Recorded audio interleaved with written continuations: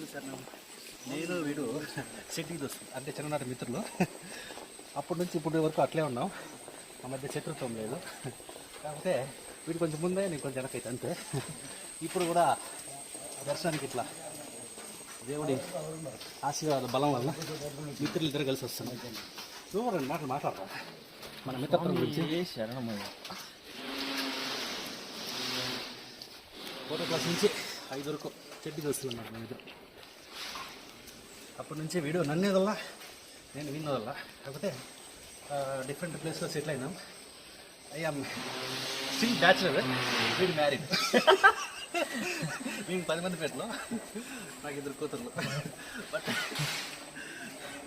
అట్లా స్వామి దయ వల్ల ఇట్లే ఉంటే బాగుంటుంది.